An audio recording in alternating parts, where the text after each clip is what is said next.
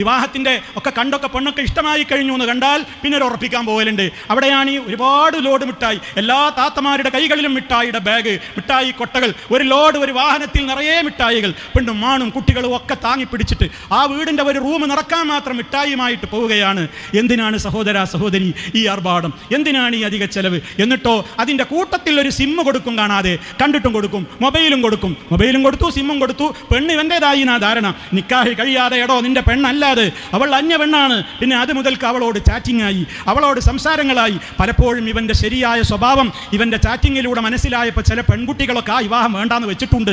ഈ വിധത്തിലൊക്കെയുള്ള കാര്യങ്ങൾ ഈ സമൂഹത്തിൽ നടക്കുന്നുണ്ട്. രക്ഷിതാക്കളെ വളരെ ജാഗ്രത കാണിക്കണം. അവിടെയൊന്നും നിങ്ങൾ പറഞ്ഞു മാറി നിൽക്കരുത്. നിങ്ങൾ പറയാണ് ന്യൂ ജനറേഷൻ അല്ലേ, ഫ്രീക്കന്മാരുടെ കാലമല്ലേ, അത് പറഞ്ഞു മാറി നിൽക്കേണ്ടവരാണോ ഉമ്മ ഉപ്പ?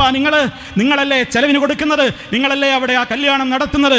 അത് മറ്റുള്ളവർക്ക് വിട്ടുകൊടുക്കുവാനുള്ള വേദികളല്ല.